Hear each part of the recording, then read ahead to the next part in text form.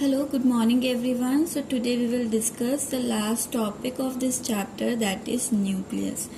The term nucleus, it is given by Robert Brown in Cell, that is of orchid, and generally we have one nucleus, but in some cells the nucleus is absent and that cells are called enucleated, means without nucleus. We can take the example here like mammalian RBCs, mature mammalian RBCs, they lack nucleus. Along with this, the sieve tubes after maturity, they also lack nucleus, and the platelets, they are also do not have any nucleus. Okay. So in case of paramecium, we have some special cases also. Like in paramecium, we have two type of nucleus, macronucleus and micronucleus. इसमें एक आपका जो है genetic nucleus होता है जो character को transfer करेगा, और एक आपका साइटोप्लाज्म में एक्स्ट्रा क्रोमोसोमल डीएनए आपका प्रेजेंट होता है पैरामीशियम में. लाइकवाइज आपके कई सेल्स जहां पर मल्टी न्यूक्लिएटेड कंडीशन मिलती है, जिसे हम क्वानोसिटिक या सिंशियल टर्म भी यूज करते हैं. ये क्वानोसिटिक कंडीशन मल्टी न्यूक्लिएटेड आपको नॉर्मली फंगस में भी मिल जाती है. इसके अलावा आपका ओपालिना है, स्केलेटन मसल है, यहाँ पर भी आपको मल्टी न्यूक्लिएटेड स्ट्रक्चर जो है कंडीशन जो है न्यूक्लियस की वो easily observe हो जाती है. Now if we see the position, so position wise also nucleus attain different position in different cell. Like in case of animal cell, it is present in center and hence called centric, while in case of fat storing adipocyte, they are present near the plasma membrane. So you can observe this is a adipocyte cell, and inside this we have this fat globule, and because of this fat globule the nucleus constricted or moved towards one side which is near to plasma membrane. Likewise, in case of columnar epithelial cell, the nucleus is present at base, so called basal in position, while case in plant they are eccentric, means approximately in one side, because in plant also we have central vacuole in the middle, so the nucleus is situated on the one side of cell. If we see the shape, so they are generally circular, oval or lobed in shape, and the structure of nucleus, it looks like this, means the nucleus is formed of four components. The first one is nuclear membrane, which is bilayered and discontinuous, as in between this nucleus membrane we have nuclear pore, and that nuclear pore help in transport of substance between this nucleoplasm and cytoplasm. So nucleoplasm और cytoplasm में जो exchange हो रहा है substances का, वो आपके in nuclear pore region से हो रहा है. Now after this nuclear membrane, okay, in between this nuclear membrane we have this space also which is called perinuclear space, and this perinuclear space is filled by a fluid which is called perinuclear fluid. On this nuclear membrane we have studied ribosomes also, and from there only the ER arises. So you can remember all these points related to nuclear membrane. Okay, now moving to the next point.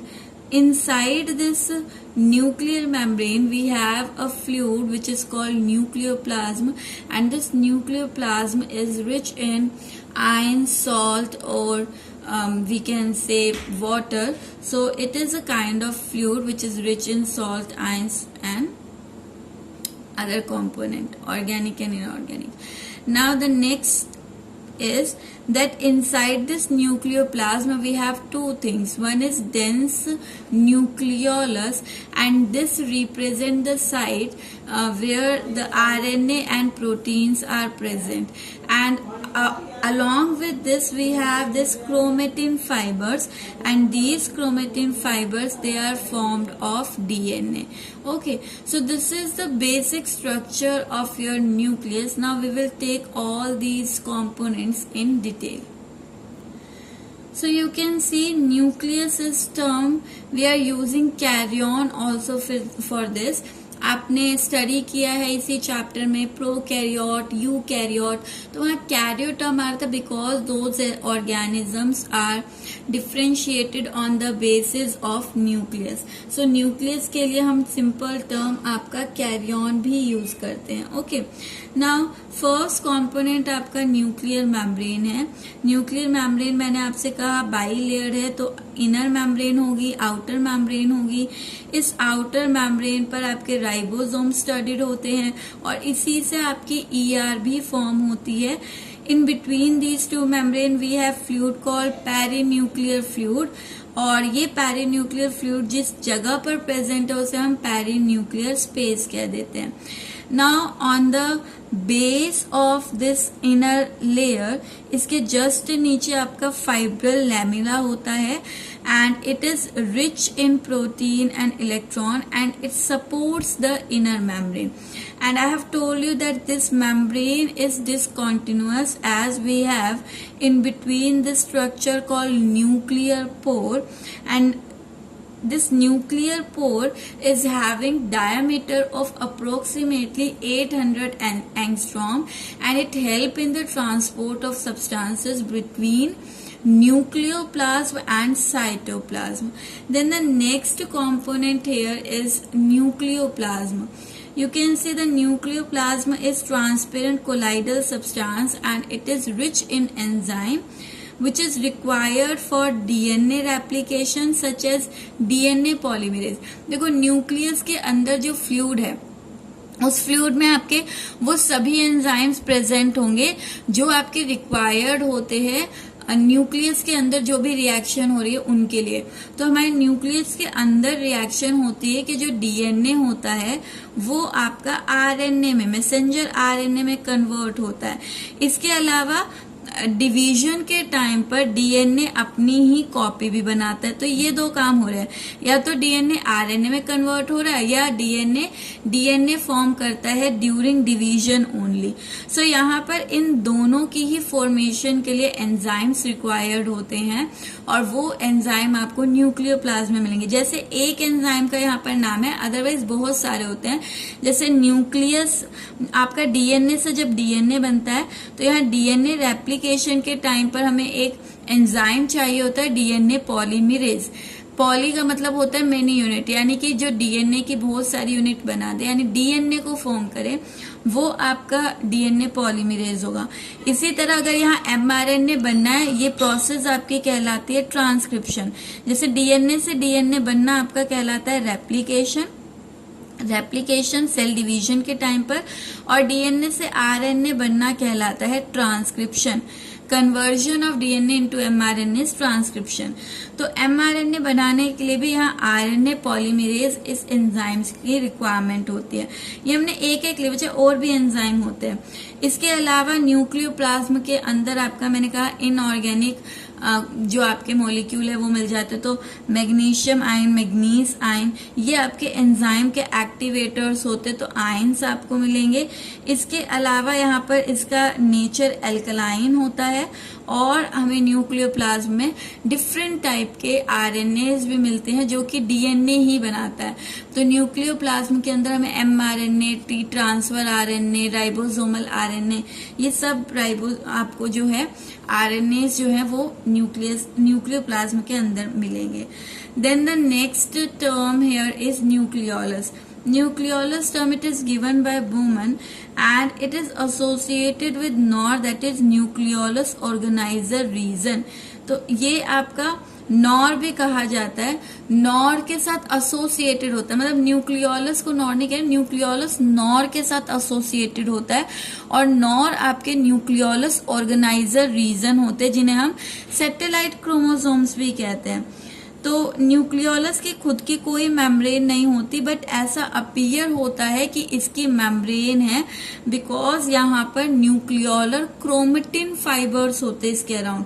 तो nucleolus आपको इस तरह का दिखेगा कि ये fibres होते हैं, और ये फाइबर्स आपको अपीयर होते हैं कि मेम्ब्रेन फॉर्म करे, but they are not originally membrane.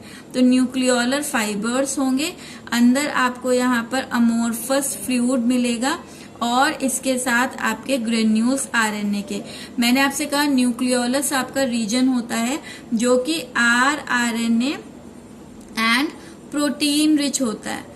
यहाँ पर आरएनए एंड प्रोटीन रिच होता है। सो यहाँ पर न्यूक्लियोलस आपका आरएनए और प्रोटीन से बना हुआ होगा। ये न्यूक्लियोलस काम क्या करता है? So it forms and store RNA. पहले तो राइबोसोमल आरएनए बनाता और स्टोर करता है। इसके अलावा सेल डिवीजन के टाइम पर ये स्पिंडल फॉर्म करने में भी, spindle fibre thread like structure होते हैं और क्रोमोसोम को डिवाइड करने में हेल्प करते हैं। तो ये आपका स्पिंडल फाइबर फॉर्म करने में भी हेल्प करता है। Okay, now see the next part here is chromatin. Chromatin term, it is given by Fleming, and they are thread or fiber like structure which are clearly visible in interphase. Interface आपका जब cell divide होता है ना, तो division की अलग अलग stages होती है, अलग अलग फेजेस होता है। उसमें सबसे आपका जो रेस्टिंग फेज होता है उसी को हम इंटरफेज कहते हैं। तो रेस्टिंग फेज में आपको ये फाइबर्स दिखते हैं, और ये क्रोमेटिन फाइबर दो तरह से अरेंज होते हैं। एक हेट्रोक्रोमेटिन है and other one is euchromatin. Heterochromatin आपके वो रीजन होते हैं जहां फाइबर बहुत ज्यादा डेंस होंगे, और यूक्रोमेटिन आपका वो रीजन है जहां पर फाइबर आपके इस तरह से लाइट होते हैं। तो ये आपके डार्क स्टेन्ड होते हैं, और यहाँ पर आपका कोई ट्रांसक्रिप्शन, नॉन ट्रांसक्राइबिंग रीजन होते हैं, यानी कोई ट्रांसक्रिप्शन नहीं हो रहा है। मीन्स ट्रांसक्रिप्शन आपका है कि यहाँ पर आपका डीएनए से आरएनए फॉर्म नहीं होता है, ठीक है। एंड लेकिन यूक्रोमेटिन आपका जो होता है, यहाँ पर आपका अर्ली ट्रांसक्राइबिंग, यानी कि ये जल्दी ट्रांसक्राइब हो जाते हैं क्योंकि ये बहुत इजीली आपके ओपन होते हैं। तो ये फाइबर लाइट कलर के होंगे, और क्योंकि यहाँ पर ये फाइबर कॉइल्ड नहीं है, इजीली ओपन है, तो यहाँ ट्रांसक्रिप्शन यानी कि डीएनए जो है वो कन्वर्ट होता है आरएनए के अंदर, बट यहाँ पर नहीं हो रहा है। ओके, सो ये आपका डार्क स्टेन्ड रीजन है, ये लाइट स्टेन्ड है। यहाँ ट्रांसक्रिप्शन नहीं हो रहा है, यहाँ पर ट्रांसक्रिप्शन हो रहा है। जहाँ ट्रांसक्रिप्शन होता है उसी को हम एक्टिव रीजन कहते हैं। तो ये एक्टिव रीजन है, और जहाँ ट्रांसक्रिप्शन नहीं हो रहा है यानी डीएनए कोई काम नहीं कर रहा है, उसे हम इनएक्टिव स्टेज कहते हैं। तो ये इनएक्टिव रीजन है। ओके, नाउ सी,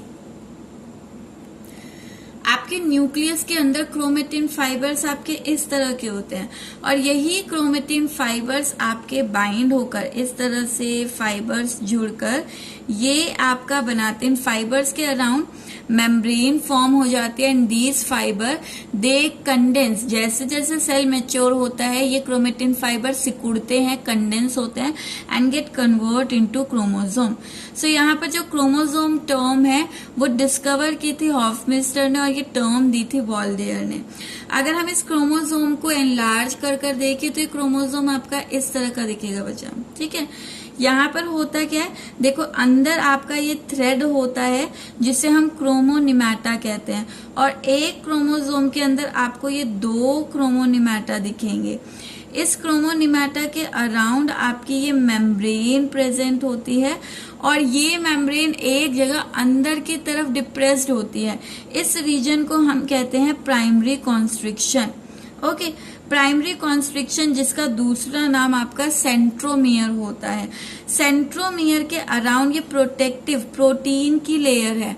ये प्रोटेक्टिव जो मैंने ब्लैक से रिप्रेजेंट की है, ये प्रोटेक्टिव प्रोटीन की लेयर है जिसे हम कह रहे हैं काइनेटोकोर।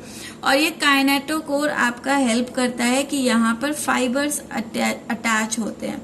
ओके, तो फाइबर्स अटैच होते हैं। Now the next point is, इसके अलावा यहाँ पर इसके अंदर फ्लूइड प्रेजेंट होगा जिसे हम क्रोमोप्लाज्म कहते हैं, और ये मेम्ब्रेन, मैंने बताया इसके अराउंड मेम्ब्रेन बनती है, तो ये मेम्ब्रेन आपकी पेलिकल प्रोटीन की बनी हुई होगी।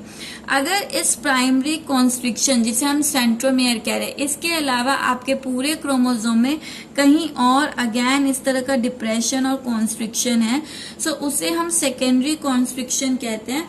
और सेकेंडरी कॉन्स्ट्रिक्शन बचा आपका हमेशा सैटेलाइट क्रोमोसोम्स में होता है, तो ये सैटेलाइट क्रोमोसोम है आगे, जिसे हम नॉर रीजन भी कहते हैं, जहां पर आपका न्यूक्लियोलस ऑर्गेनाइजर रीजन जो है, तो इसे हम नॉर रीजन या सैटेलाइट क्रोमोसोम भी कह रहे हैं।